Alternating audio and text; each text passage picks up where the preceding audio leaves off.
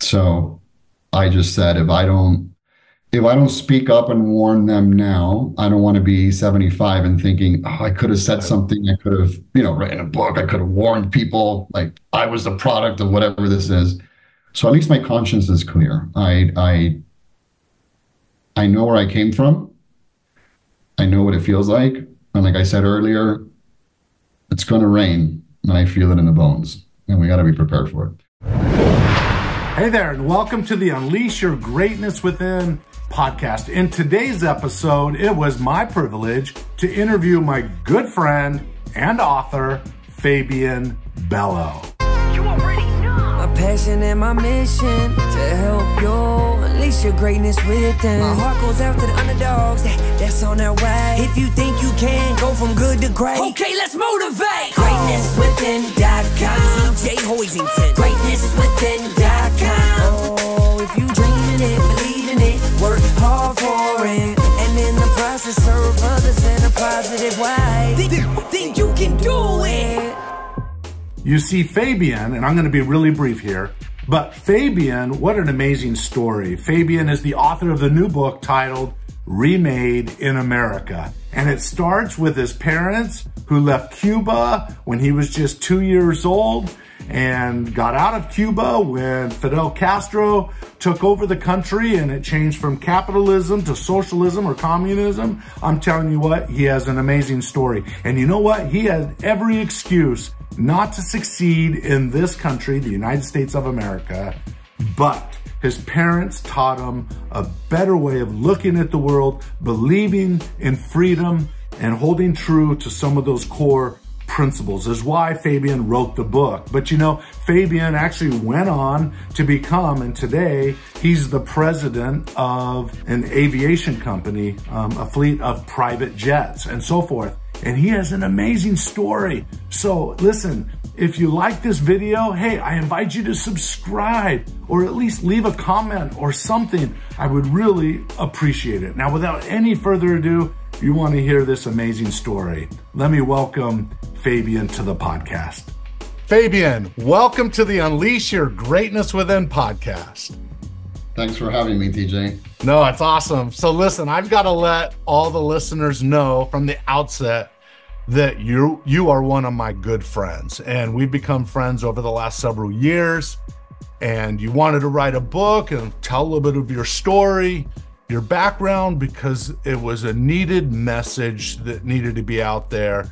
And so you approached our small little boutique publishing company, Aylesbury Publishing, to say, hey, could you help me publish this book? And so we've helped you publish the book through our publishing company. And now it's gone very well over the last several months.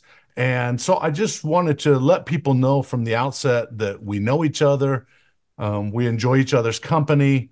We've had some business ventures together and so forth. So I think the best way to open this up is for you to share with the audience a little bit about yourself and a little bit about how the book reMade in America came all about. So go wherever you want to go in terms of this whole thought and theme, brother.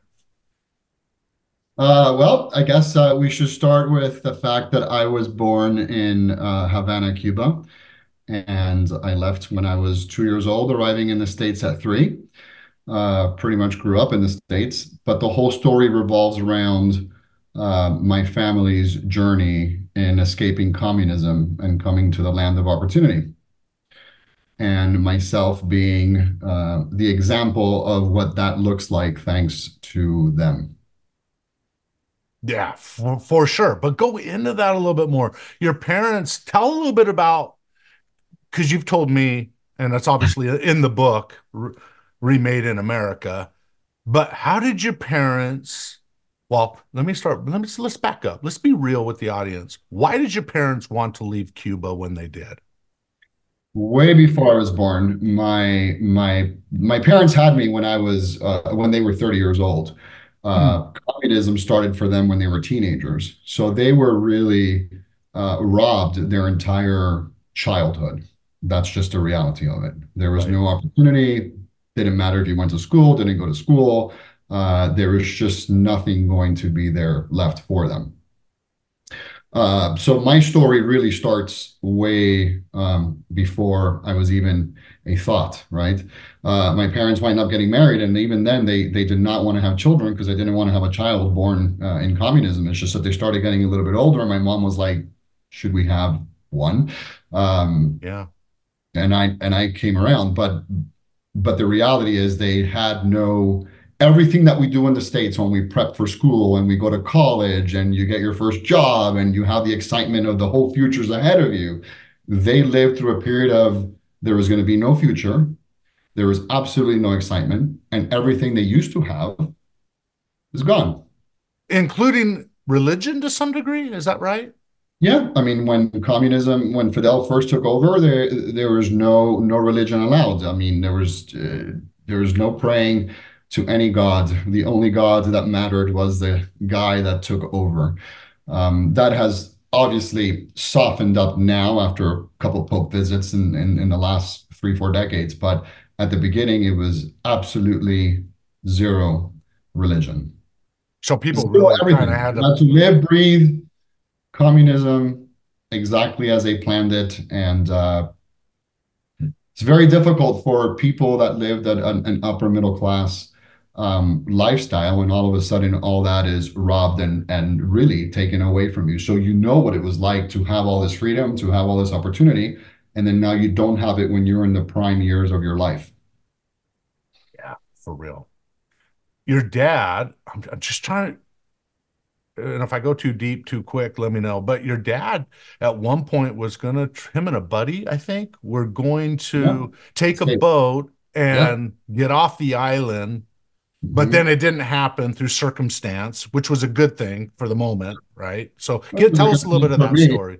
It was a good thing for me, or I wouldn't be here. But yeah, him and his buddy, they were desperate and they just couldn't take it anymore, and they built a makeshift raft. I get into detail about it in the book, um, and they tried to escape, but a mile out or whatever it was, the boat that you build under a twin size bed wasn't really going to hold up, and it started taking in water, and it was a little bit of waves, and it started turning over, and they had to swim back. And you have to do it carefully to make sure guards and police don't catch you, and Mhm. because if they caught you back then trying to escape, that was a problem as well.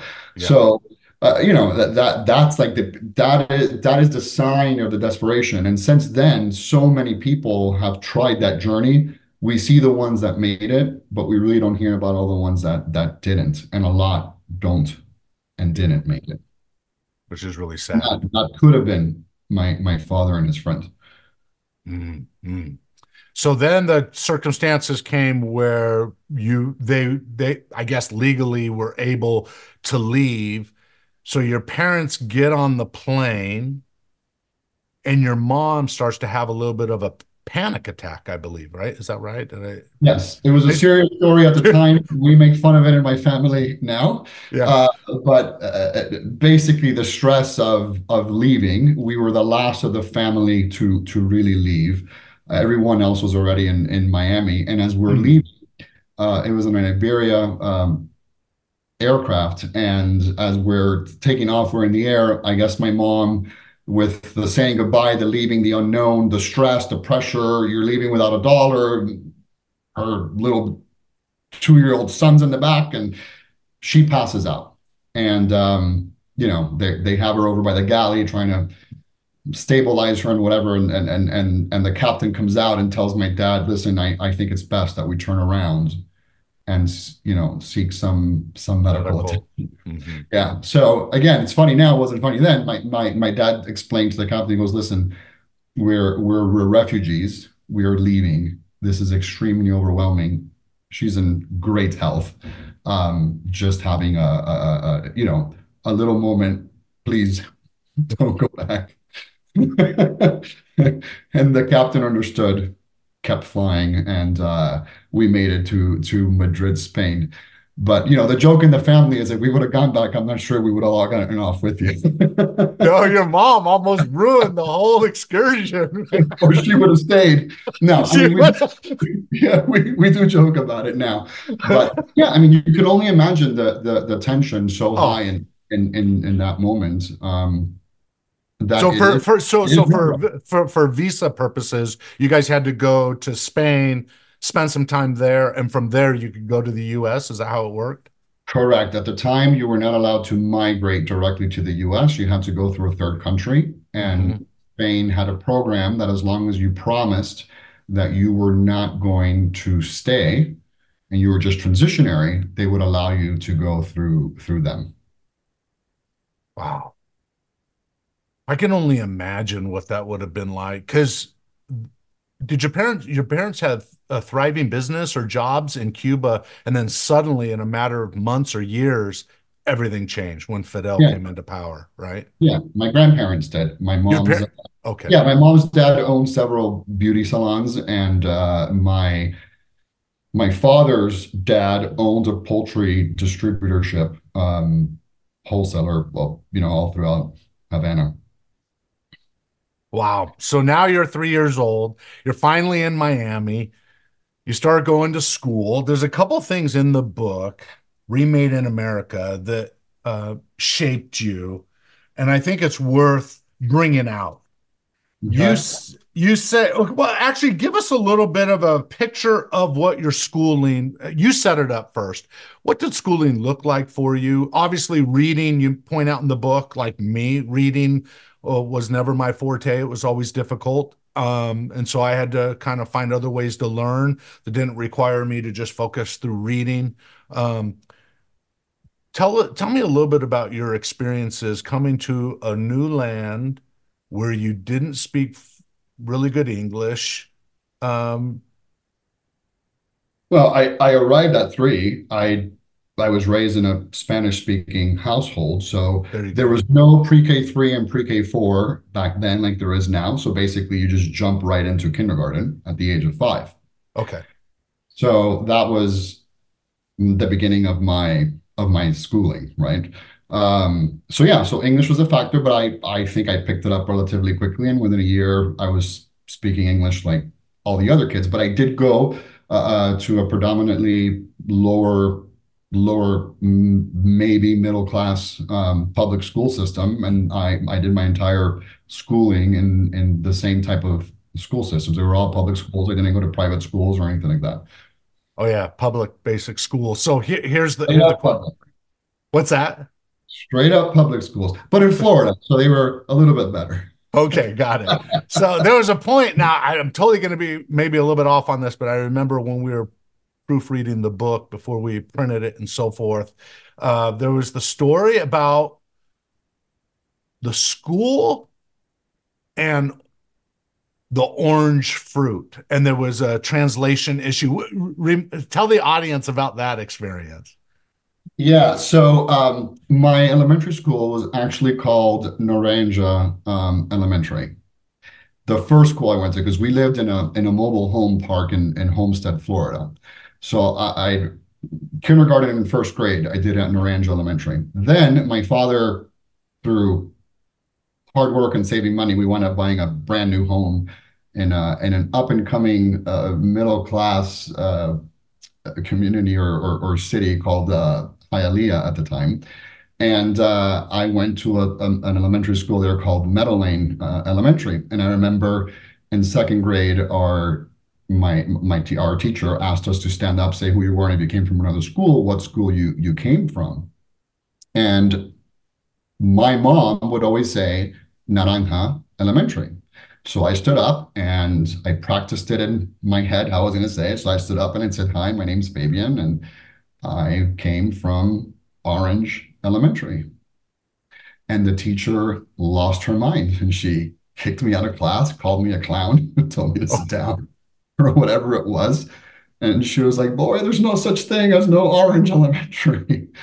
And the whole thing was it was just a total innocent mistake. And in my mind, I would hear my mom saying naranja. Naranja is orange in English. So I just said, well, if my mom says naranja, now I'm speaking English.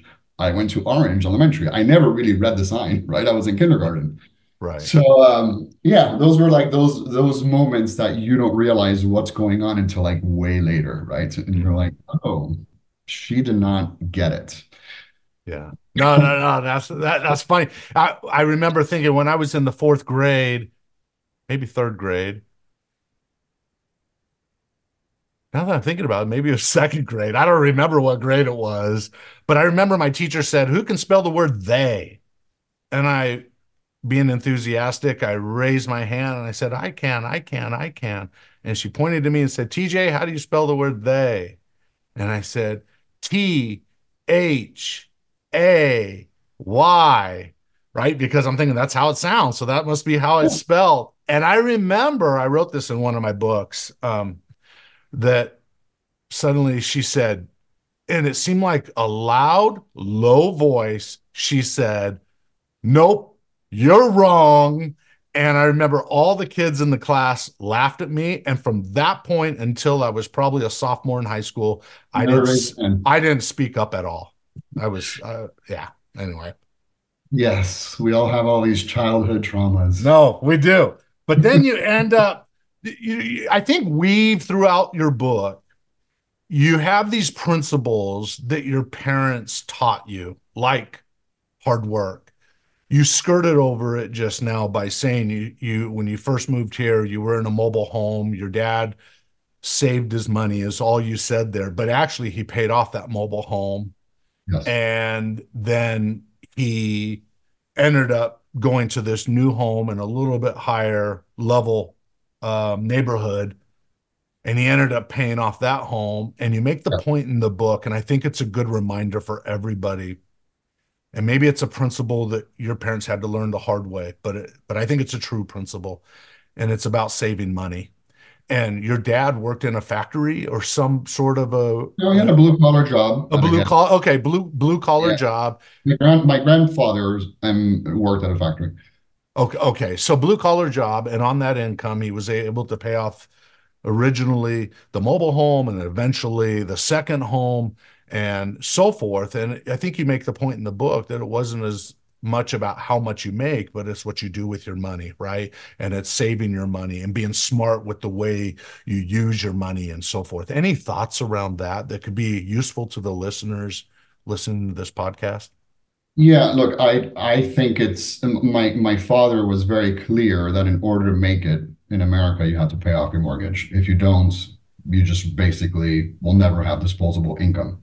Now, with that being said, I would say that since I wrote this book, Yeah. it has become nearly impossible to pay off your mortgage or even buy a house, Oh, right? geez. So it's just mind-boggling what has happened and transpired, in since I wrote the book.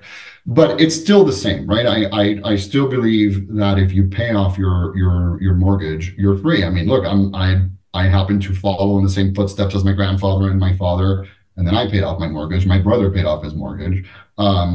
And you just don't, what people do is when you can pay off your mortgage, you just get you kind of get the biggest house you can get that you can't pay for. And then you wind up paying for it forever. Right.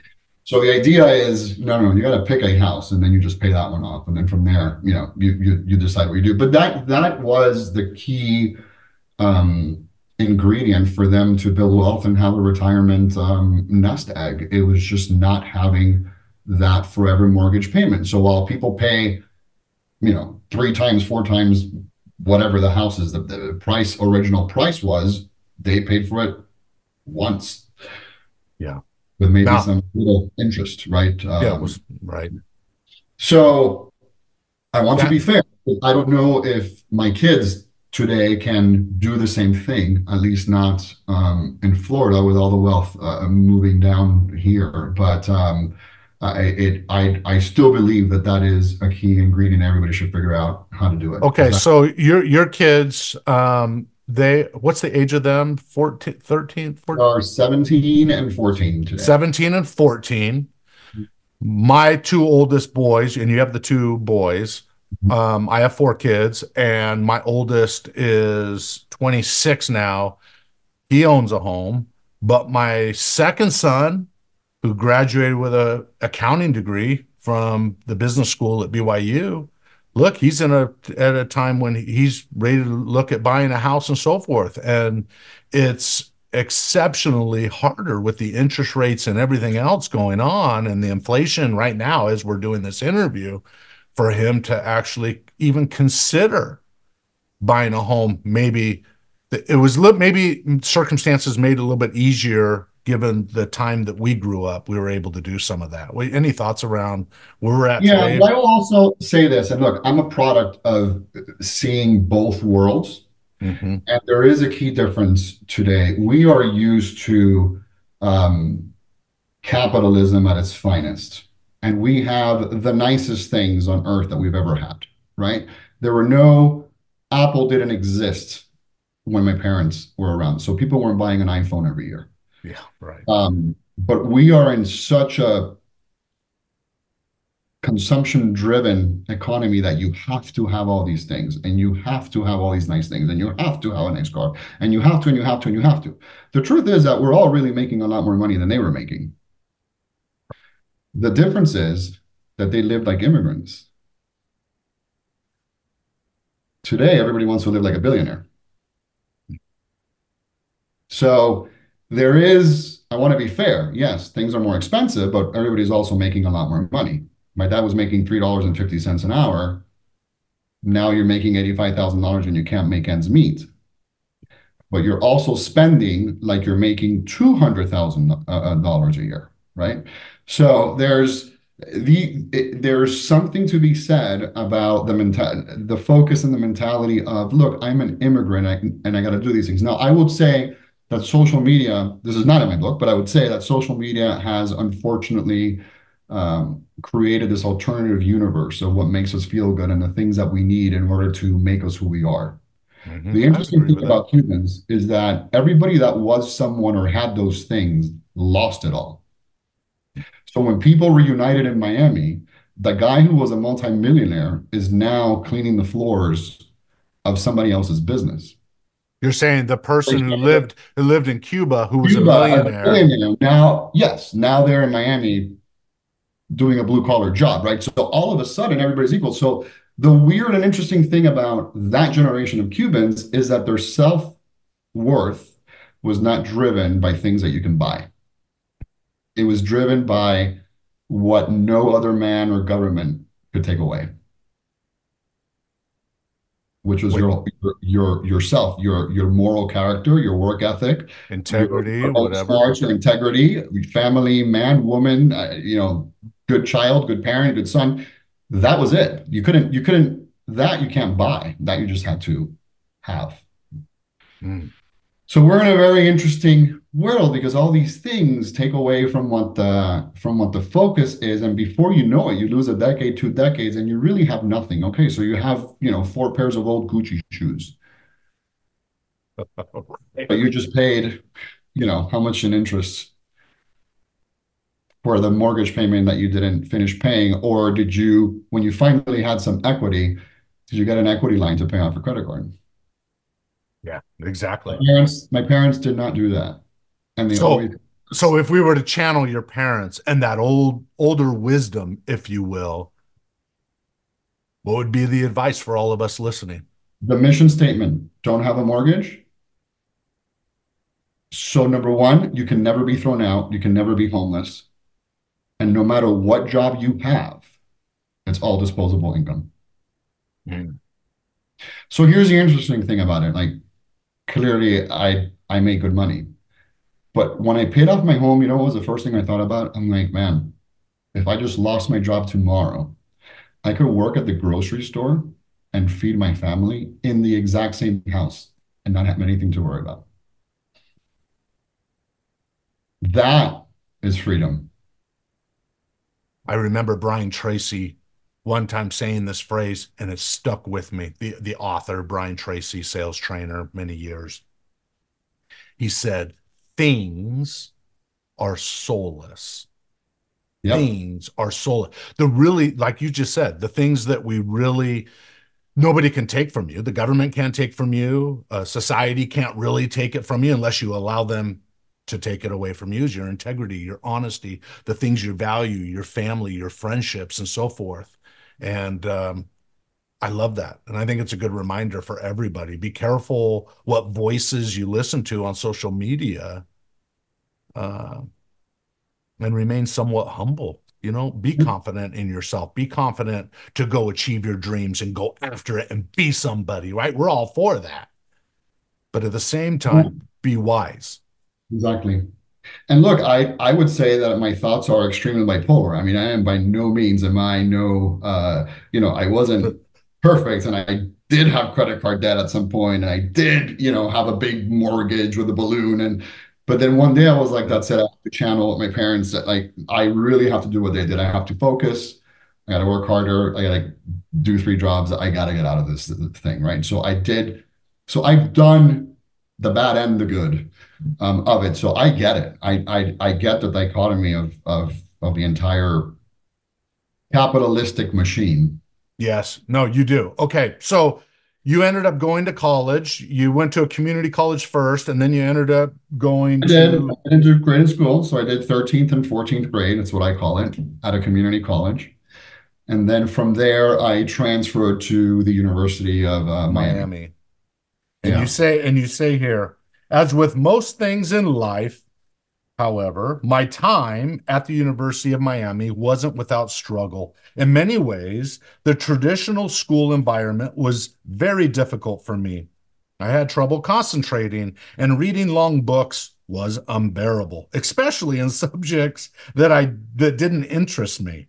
I was concerned that I might have a learning disability, so I made an appointment to be tested for ADHD.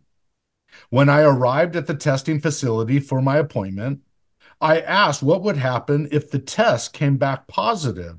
The examiner explained to me that the school would contact my professors and inform them that I would qualify for extra time for tests and assignments to compensate for my disability. I instantly felt nauseous and told the examiner I would not be going forward with the testing. I apologized, quickly thanked them, and left. I felt as if I had been punched in the gut. I cried as I rushed back to my dorm. I thought of my family and all the sacrifices, hurt, and obstacles they had had to overcome over the years. I felt like getting an accommodation when my family had received none would make me a fraud. I didn't want to be the only one in my family to receive any special treatment. I read that in the book and it floored me, uh, what I sense from that. And I want you to balance it out here in the interview, but what I felt from that was a certain respect to honor your upbringing, to honor your parents, and a certain uh, humbleness not to take advantage of a system. And if it meant you had to do it the hard way, you would do it the hard way. That was part of your makeup somehow. Any thoughts about that? Why you made that decision, and would you do it again today? Oh, I would definitely do it exactly the same today. In fact, I'm doing my MBA in Oxford, and I won't even ask for an extension. When everybody just says, "I'll give me an extra week to turn in," you're allowed to do it yourself. I just don't. I just, I think even today, I still think about that. It's weird. Look, I think that a lot of people have that, and everybody should take advantage of it if indeed you have a learning disability. I just remember that day when they said that. I just thought of my dad and that nobody ever gave him a break, and everything he had to do was, I don't want to say the hard way, but like the right way with no accommodation. Yeah. So then I felt like because I could speak English and I read a couple things here and there, and I noticed that there was a testing center over there, and I was a little bit more switched on to what was going on in the school. I could have sort of, I don't want to say scathed, but I could have done the test, and then I would have gotten something that everyone else didn't get. And I thought, I just couldn't do it. I would rather take a B minus or a C plus because I ran out of time and I left 5 questions unanswered than to have all the time in the world that my classmates didn't get. And then I got a better grade because of it. And I think that story sets up the second half of the book. But I'll just say this, your mom, looking back, you say, I learned several invaluable lessons from that painful, heart-wrenching experience. First, I learned exactly how strong I am. When faced with overwhelming trials, it's easy to give up or try to find an easy way out. But maintaining my integrity was massive motivation for me, and I was committed to never giving up. Just just want to point that out. I love that, right? I think it's a good reminder. Okay, let's shift forward due to the time. And Yeah. now you get into You chapter. gotta pull me out of that spot because it's really weird to listen to someone else read my story and then I get caught up in. Oh, did you have something you want? Did you have something you wanted to add to it? No, it's just like you just took me back to that day, you know? I was determined to do all I could to restore the trust and the confidence my family had placed in me. I realized that I'd have to work harder than ever before to plug the giant financial hole that I had made at the time. This is a separate story, but maybe if I haven't lost any money, I wouldn't have worked so hard. But attaching the monetary figure to my failure motivated me to come back stronger than ever. This is early on. Um, I also vowed to never put myself in a similar situation again. I just Yes. love it. That was when I had failed in some businesses pretty badly. Yeah, yeah, and that was referring to a couple Yeah, business ventures you had yeah, gone on. But yeah. but then you get into some interesting chapters like Dear America. It's like a page and a half. But this is what you say in it, and I think it's good for people to hear this. You said my parents had a saying like they would tell my brother and me growing up. Quote, no one knows what they have until they lose it. There is a great truth in that statement, especially when considering that all that America has to offer, we are sitting at the brink of a precipice. There are those who want to fundamentally change America from the Constitution to the way we live and the choices we are allowed to make on an individual level. On the other hand, there are those of us who are fighting to preserve the timeless principles of the Constitution. We want to affirm that this country still offers the best hope for freedom and personal prosperity. However, that can only be achieved by keeping the promise of America alive. In recent years, a powerful few have not only embraced, but are actively promoting socialism, is what you say. And so in this chapter, you separate, you came from a world, your parents came from a world that changed into socialism, essentially, right? Communism, socialism. And then you come to America where opportunity, the sky's the limit if you're willing to work hard, right? And we've both experienced that in our own individual lives. What were you trying to say in Dear America? What was sort of the essence there? Well, it's interesting to do this interview again after a couple of years since I wrote that, because it's actually gotten worse. And the push for socialism and those ideals is just more, it's Aggressive, it's more pronounced. aggressive, it's in your face. I would say that they used to hide it and sneak it in, and now they just yell it and tell you what it is. And I think it's extremely concerning when people, um, I would just say this, everybody has a perspective of a certain president that maybe they didn't like or a certain administration that they didn't like. And I don't care if you're right or left. There's somebody that you're going to loathe. Why would you give so much power to an entity that you are likely going to loathe at some point, whether it's with your guy or gal or someone else's guy or gal? I think that is the scary part that people don't realize. Anyone that thinks that government is going to do it better is just being a fool. Or we got to keep the choice. I think the capitalistic model works. If you're mad at Jeff Bezos, don't buy from Amazon. Mm. But if your only option is the government, now you're in trouble because you can't get rid of them.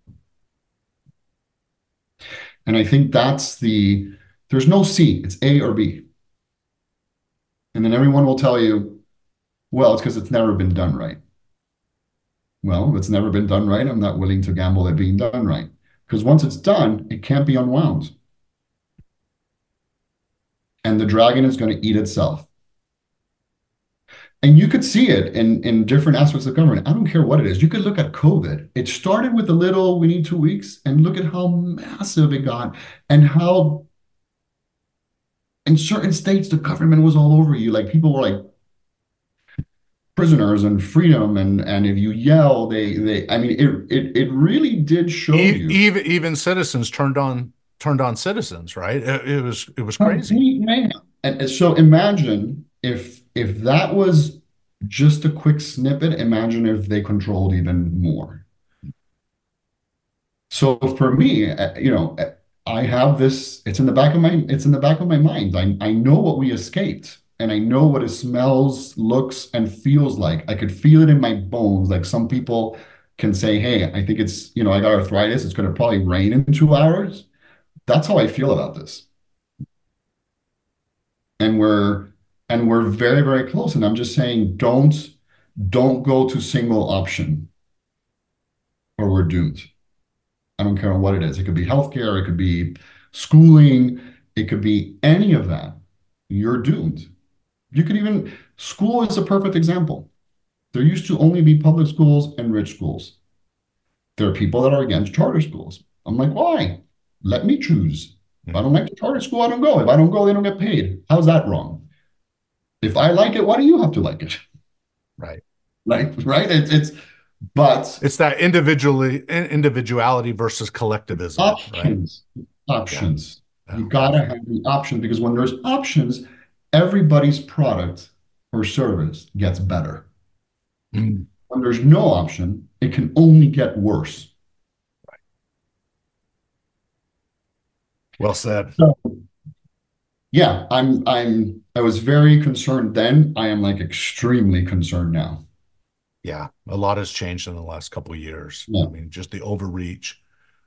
Like, can we pull that back a little bit or a lot, right? And let the free market work, let people compete, let people achieve more without getting in the way or making too many regulations and rules and so forth. Let's go. Let's work. I mean, I think the American people, I think people worldwide, you give them the freedom to act and to get to work and work hard, and they can live their dreams and they can go after their own passions. I tell you what, we can achieve, as human beings, we can achieve some great things. absolutely. Get out of the way. And look, I also think that people do the right thing when you have options. I think when you don't have options, everybody starts to do the wrong thing. That's good. And that's dangerous.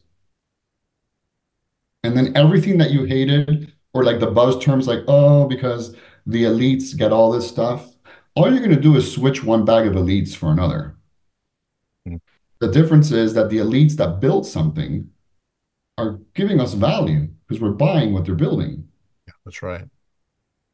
The elites that are political elites, they're not providing any value. Those are the ones that are really stealing from you because they're taking your spot for their friends. That's the reality of it. And in the coming months, it'll probably get even more crazy. We'll see things we never thought were possible, I think. Right. So Yeah, your mom, my mom, quote, my mom was beautiful, kind, and compassionate. She treated my brother and I like precious gifts, and I trusted her completely.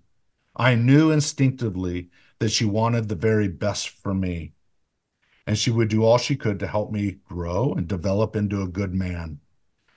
This chapter is titled Choose Your circle. I think your parents would say, tell me who you spend your time with, or someone once said, it's under the title, tell Yeah. me who you spend your time with, and I'll tell you who you are. Any thoughts there? That was my mom's constant saying when we would get back from school. She'd always be like, "So tell me who you hung out with so I can tell you who you are." It was about choosing the right circle and the right crowd. If you hang out with people that get in trouble all the time, you're A, guilty by association, and B, that becomes normalized. And before you know it, you're in trouble with them. But if you hang out with people that are studying, doing their work, getting good grades, then that becomes your norm. And then that's what you want to do as well, because that's what feels normal. And I think that's a great reminder. And I think it also, you could take it one step further into the social media, right? Just that, what voices are you listening to? Right? Absolutely. Because your sphere of influence could be simply on the platforms on your phone. You may not have any physical friends around you, but you have these friends here that start to shape your belief systems and so forth. And then you get this kind of victim view of the world, of the future, instead of say, I'm in charge of my destiny. I'm going to go achieve something. And we got to help this, I think, this younger generation believe in themselves again, and to defy some of the beliefs that are being thrown out there. Take advantage of the freedoms that we have, right? Your parents know that very easily from where they came from. Yeah, absolutely. Yeah. Absolutely. Choose your circle. Okay, next one. You have a Circle. chat. You have a, we just got a couple more here, but you have a chapter on privilege. This is what you say in the beginning of the chapter. You Don't get say, in trouble. Some emails. you say, the word privilege was often used by my family when I was young. For my family, privilege was an inclusive concept. It could be achieved by anyone who was willing to work for it. Yeah. So let me just clarify this. So your family didn't um, have a lot of means, especially when No. they first got here, right? They Mm-mm. didn't, No, they had nothing. but they felt they were privileged. Am I hearing that right? Yes. We It's had the privilege of having a good family, a good head on your shoulder, good work ethic, freedom to not be persecuted, to buy whatever you wanted for dinner. If you wanted more, you could take a second job and do that other thing you wanted to do or buy that other thing you wanted to buy. Um, that was a privilege they thought of. And the other thing they would do is within the Cuban community, they Mhm. would show us what privilege looked like, but they wouldn't do it across races or ethnicities. They wouldn't say, oh, whites have this privilege, or if you're, a typical Southern Californian, blue-eyed American blonde, you Mhm. get all these things. That's not the way they would look at it. They would say, this is a Cuban spectrum. These people did all these things and they're bearing the fruit of all these things. They went to school, they studied, they got a great job, they started their business, they're doing well. These Cubans over here got into drugs, did whatever it is that they were doing, they did not wind up well. So within the spectrum of our own community, we would analyze what privilege was. And what they taught me was that every single Cuban had the same privilege in the sense that they went to the same public schools, they lived in the same neighborhood, they had the same teachers, yet everybody had a different outcome. So the privilege is in what everybody's getting. The outcome is what you did with it. But today we're just taking that and we're distorting it and we're making innocent people guilty for something they didn't even know of. And it just drives me crazy because when someone says, oh, these white people have all this privilege, I'm thinking to myself, there are more people in like trailer parks. Trust me, I know I lived in one than like there are more whites on welfare than, it's just so It's a that's sort of where that for me, I'm glad because here's what's even scarier. if you went to me when I was in second grade in Orange Elementary and you said to me, "Hey, doesn't matter what you do, all these other people over here, they're gonna get well, you never have a shot to get. Why try?" I would have never gone to college. I would have never gone to UM. I would have never played an instrument. And I can promise you that I would not be at Oxford today. And all it would take is one of these terrible people to tell a child, no matter what you do, your friend John Doe over here is going to get all the opportunities that you're never going to get. Yet the irony is that the reality is the other way around. The Latino and the Hispanic and they're the ones taking slots when they don't have the grades and they don't have the SAT scores and they don't have the this and they don't have that, right? So it's everything's backwards. Yeah. And I just think it's wrong. And I think we need to be careful. And I don't think I don't think there's anything wrong pointing out, oh, in the boardrooms there's too many males and not women. That's fine. But we don't have to find a boogeyman or woman. It just is what it is. What do we have to do to change it? There were not many Hispanics that were in leadership positions at one point in time. That has changed. And my parents pointed it out. When Coca-Cola had their first Cuban CEO, that was a big deal for us. The first time I went out into an airfield 17 years ago, there was not one Hispanic CEO of an airline. And you are one. And I looked around and I was like, oh, I could change this. Yeah. Nobody stopped me. I just looked around and said, well, I would like to be that guy. So I'll go do whatever it has to do to make that a reality. No one tried to stop me because I was Cuban. Were there people that don't like Cubans? Probably, but they didn't get in my way. But you have to have and provide value. Yes. You have to give more than what you're willing to get. That's it. And I think today people want a lot that they're not willing to put their time in for.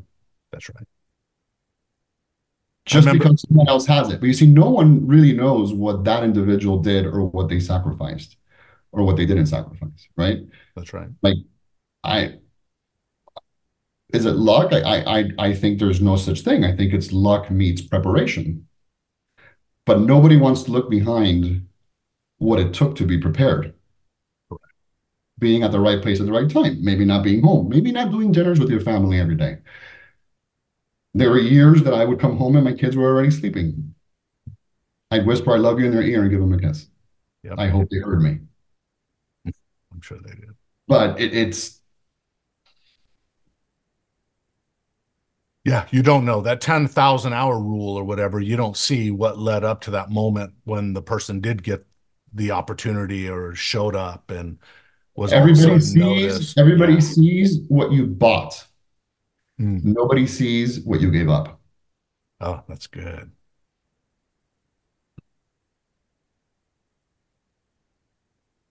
Okay, next subject. That's really good. The next subject is cancel culture.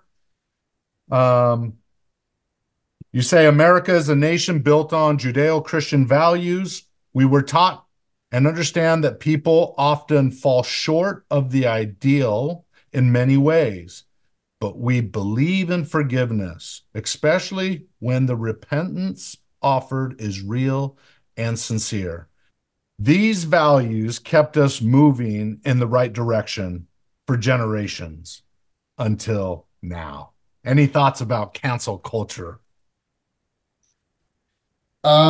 Yeah, this is a huge topic nowadays. Now, I will say the same way that I think things have gotten worse, I will say in this category, it's starting to soften up and gotten a little bit better. I think people are realizing that you can start canceling other people, but at some point you're going to get canceled yourself. And it's just, if you create this monster, it's going to come right back.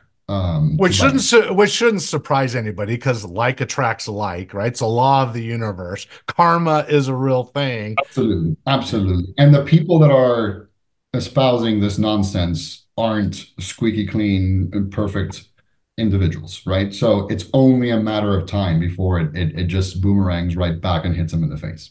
Like my mom used to say, don't spit up because it lands right in between you. Yeah, right. Exactly. Right. So it's yeah, I think it's wrong. I think times change. I think all of us do and say deplorable things at some point in our lives. There's, I'm, no, I know there's a ton of things I've said that have probably been horrible.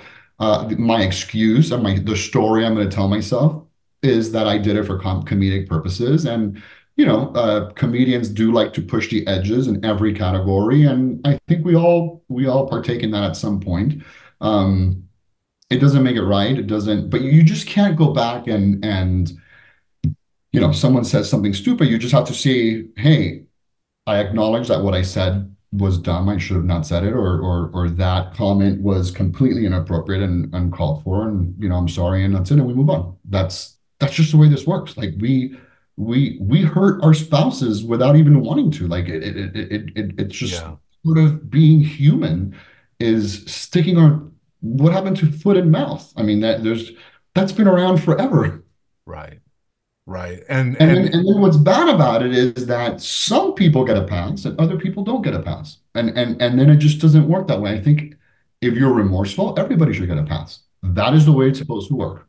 I'm sorry, I was wrong. Please forgive me. You're forgiven, and we move on. That's just nice. it, And I can't it help but think feels about, good to make a mistake, say, I made the mistake. I I'm want to learn and grow sorry. from this. I'm sorry and I want to do better. And when the other person says, I hear you, apology accepted, let's move on, both people get a happy thing, right? It's But if true. you do this, what you did was wrong, you're canceled. I don't want you to have a job. I want you to lose your job. I don't want you to feed your family. I don't like, let's just play this out. Yeah. So you lose your job, you can't feed your family. What do you think that person's probably going to do? Yeah. Should I start stealing, robbing, feed my family? I mean, it's complete craziness. Complete craziness. It makes me think of a story in the Bible when the adulterer came to Jesus Christ. They wanted the law said to stone her to death, and Jesus said, "Those among you that are perfect can cast the first stone," and none of the Sadducees or whatever could do it. It's the same. It's the principle's been around. It's the It's exact same thing. And I think what happens is, look, I have my beliefs, you have your beliefs, we share similar beliefs. I'm not here to say everybody should believe this, but there are good things in the Ten Commandments. There are good things in yeah, these agreed. set of laws, whether you want to believe in Jesus or God, there are good things that inherently work on this. One brings good karma, the other one does not. One is about love and respect, kindness and compassion. The other one is about being mean, hateful, spiteful, and I hope you die and go to hell. I mean, what? Why? Like, those are the two options. But the interesting thing is that the people that do this cancel culture thing, they're the same ones that are, you know, going around saying love, kindness, and compassion, and at the end they're not even living up to it. I just don't. Again, going back to Cuba, that is exactly what they would do. If they don't like what you Well, say, they would this is cancel you, throw you out, and then you were it's really just modern communism.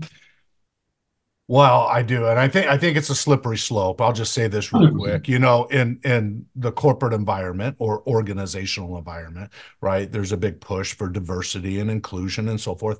And I agree with all that in its pure form. But unfortunately, that's often not applied if they learn that maybe you have a different political bent than them or a different set of religious beliefs than them. And then it suddenly is not very diversity oriented or inclusive and so forth. And so better, I remember in the old days, when you and I were younger, we're in our 20s, the focus wasn't necessarily diversity and inclusion the way it is today. Back then, it was just kindness and respect. Can we just get back to just be kind and respectful to everybody? I mean, let's come on. 100%. I think what's happened is I'm okay with diversity, equity, and inclusion being accepted. And when you look at an organization that it's there, I don't think that should be the top line. The top line should always be merit. Merit. Merit and what you bring to the table. Then we could look at everything else, right? But you don't want your pilot Or to your be, surgeon. or your surgeon to be picked because of characteristics that had absolutely nothing to do with the skill set of what it is they're about to do and place the lives of 300 people in their hands. Well, yeah, but this has been attacked for 40 years, the whole idea of meritocracy. And so Yeah. I get there's an area where maybe we could be softer about it, but I do think that a lot of things should be merit based. And the surgeon I Well, I have, think that should be first, right? So if all things are equal, then you go to the next one. right, right. But you don't give up merit to squeeze in something else. Mm, yep, It's just a recipe for disaster. yep, yep, that's right. And I'll tell you, I mean, in a corporate world, what will happen is that the people that do have merit and they see that they're now bringing in a team without merit, they're out. They're out.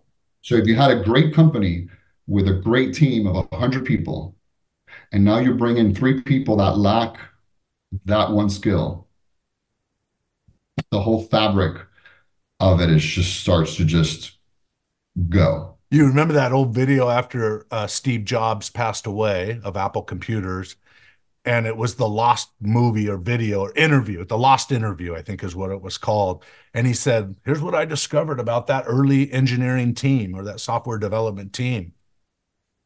He says, A players like to play with A players. B players like to play with B players and C players. A players don't want to play with C players. And C players won't feel as comfortable with the A players anyway. Right, So I think you said it early on in the interview. What value do you bring to the enterprise? And I right. think that's a universal law. What value do you bring to your company?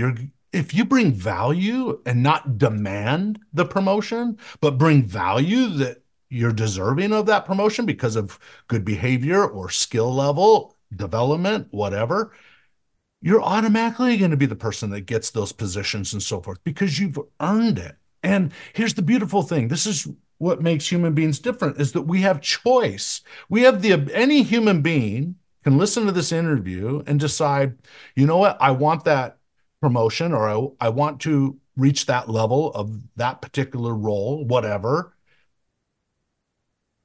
No matter where you start, you can set your mind on that goal and then go develop yourself and eventually get there. It just, what you're saying is maybe it shouldn't just be handed to a certain group of people or segment of the population without the skill sets there to Yeah. justify it. Well, what I'm saying is that you don't adjust it at the end.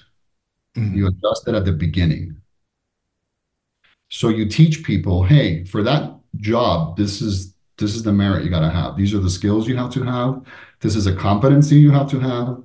This is a level of astuteness you need to have, and excellence and professionalism. This is the standard. Not, well, in order for us to fix it here, we're going to let go of all these standards. We're going to let go of all these things, and then we're just going to shove. Because now you took a CD player, and the A players are going to be like, this doesn't represent me. I'm out. Or let's create a new company where we can have just A players, and we'll just run it on our own. Yeah, which Which can happens, happen. can happen, and does happen. So again, I'm all for fixing it, but there's a right place to fix it. It's really at the beginning. So if you don't like what the result looks like, you don't fix it here. You go back to the root cause, and Yep. that's where you work it. That's it. That's it. Okay, last thought, question, chapter that I think was really good. Self-confidence, no time for victimhood. Self-confidence is the only remedy for insecurity, doubt, and perceived oppression. It seems that recently our nation has gone from celebrating the success of others to blaming others for the fact that not everyone experiences equal amounts of success or any success at all. As an immigrant whose family came here with literally nothing more than a desire to be free, I find this attitude to be appalling and pathetic. Did your parents, when they landed in Miami, did they have any money at all? No, not $1. Not $1. And we never looked at anybody else and said, oh, well, look at everything they have. We were like, they did certain things to achieve that. Look, some achieved things not doing the right thing, but we were also aware of what that looked like and made a conscious decision that we're going to do the right thing. And if you do the right thing, you get to have certain things. And my parents were also very aware that they may only achieve X amount based on their age, the fact that they didn't dominate the language, the fact that they were immigrants, and the fact that time was just running out. But what they did is make sure that although their generation was severely set back, that they quickly reversed course so my generation can be better off than they were at their best time. Very good point. What I see sometimes is that pendulum swings to make it better for the next generation, that there's no discipline. It's give them whatever they want. There's no barriers. There's no guardrails. Go be Oh, free and but chill. then I would say you did what the opposite of what my father says. I overheard him once tell someone else what a parent's job was. A parent's job is to not raise children for yourself. Your job is to raise children for society. Mm. And you don't get to grade that. Society does. So society looks at your kids or they look at you and they say, that is a great productive member of society. Their parents did a great job. They should be really, really proud of who that child became. That's an A plus report card. But if you raise your child to be a petulant baby their entire lives, or you give them everything that they don't deserve, or you call them princess all the time, and then they go out in the real world and the world tells them, you're not a princess. Yeah. You're not getting that. I'm not giving you that. You didn't earn that. Good luck with that. That's why so many people are on antidepressants. I think all those people can probably blame their parents. And I mean that nicely. I will also say that if that is the case, every new generation should be better than the last. And in many cases, the new generation is a gallon and their parents were only a pint. So you have to be cognizant of that and say, look, maybe in this family, that mom and that dad gave all they had and it wasn't much. Right.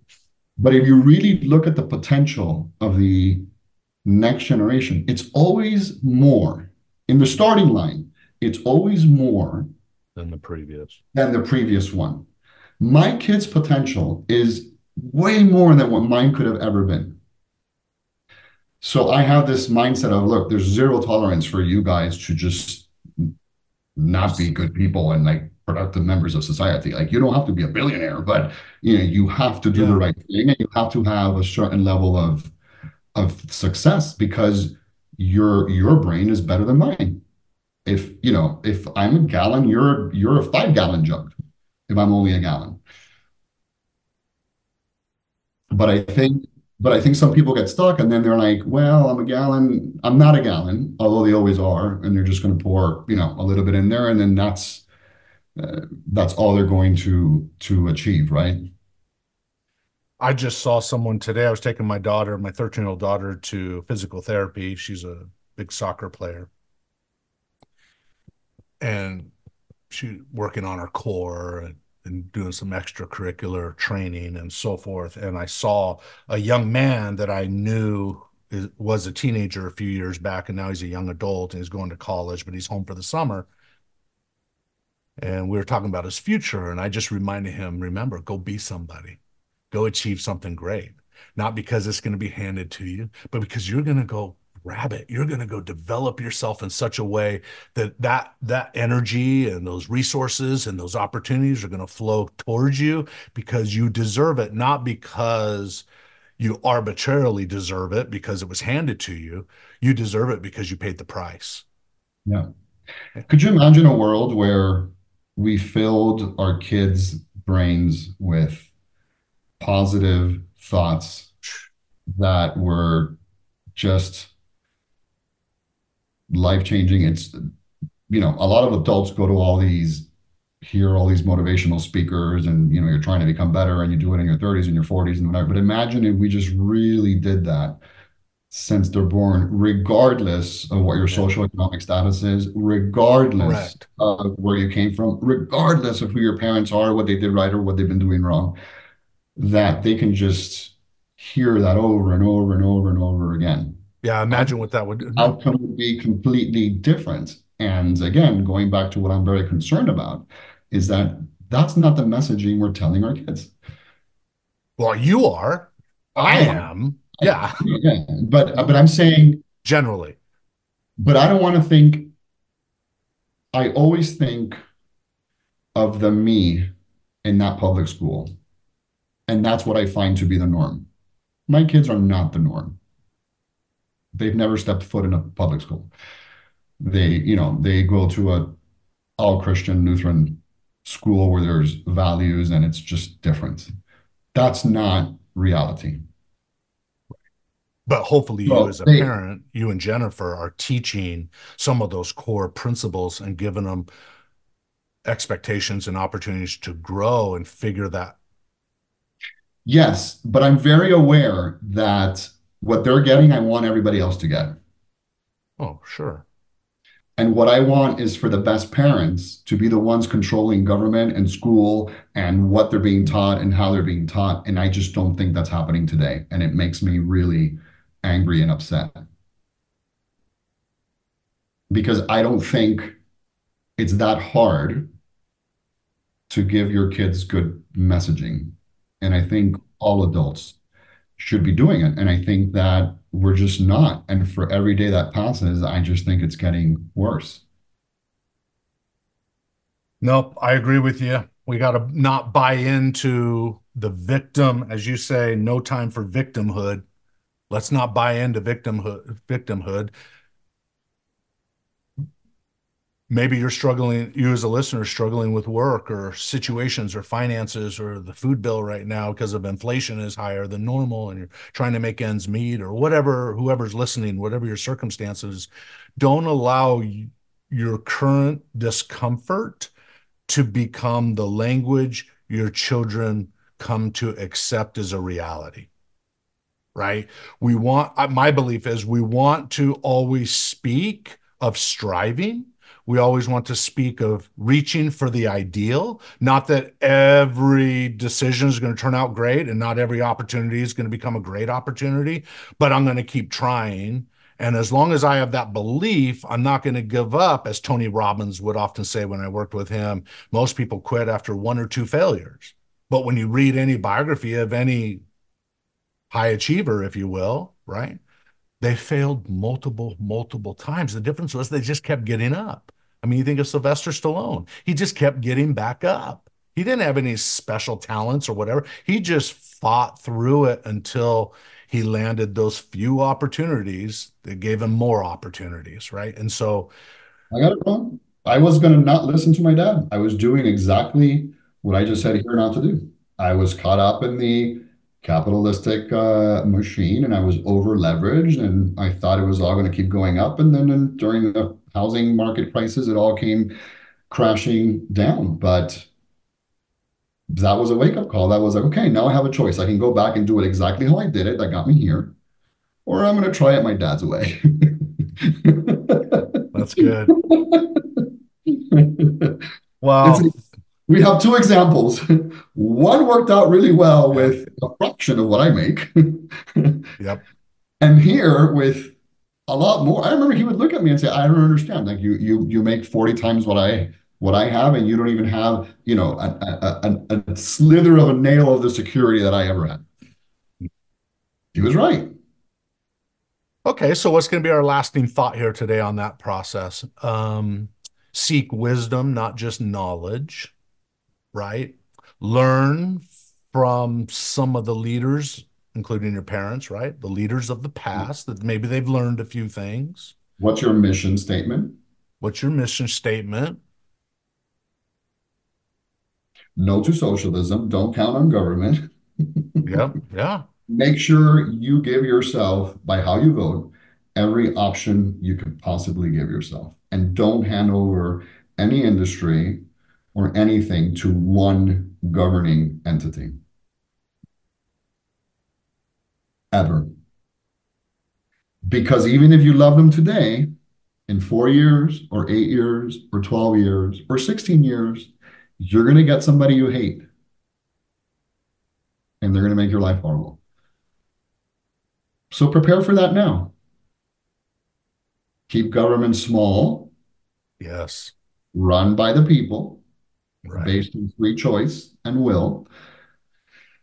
And then if you get a bad person, they're not really controlling much because you didn't give them so much to control. Different branches of government. Prepare for the worst and hope for the best. Yes. And I think what we do in America is that, we live this, we got to hope for the best. Yes, we do. And we're not prepared for the worst. Love it. Your book, I think everybody should get a copy of it. It's called Remade in America by Fabian Bello. You can get it wherever books are sold. Is there anything else you want to add to that, where they can get it or anything? Website, social media, anything, Fabian? No, I think whatever the regular channels are for Kindles and audiobooks and Amazon or whatever it is. It's all out there. You even have an audio book of it, and you did the audio reading of it, which is cool. Get to hear your beautiful voice. Anyway, listen, Fabian, you're a good guy, a good friend. I feel privileged to have known you these past years. I think you have an amazing story here. I love that you honor your parents the way you do, and that history and that Cuban spirit. And I hope I appreciate it. Thank you, T. No, for real. You're a good guy, and I'm glad we're friends. So, and look, I just want to add one more thing. The only reason why I'm doing this is because I don't think my kids can. And the reason why I don't think they can is because they're the ones that are going to be casted in this umbrella of false privilege and all these things based on my and my wife's success. So I just said, if I don't speak up and warn them now, I don't want to be 75 and thinking, oh, I could have said something, I could have, written a book, I could have warned people, like I was the product of whatever this is. So at least my conscience is clear. I know where I came from. I know what it feels like. And like I said earlier, it's going to rain, and I feel it in the bones, and we got to be prepared for it. Love it. I think you have some wise words you've said today. Thank you, Fabian, for being on the Unleash Your Greatness Within podcast. Thanks, TJ. You bet.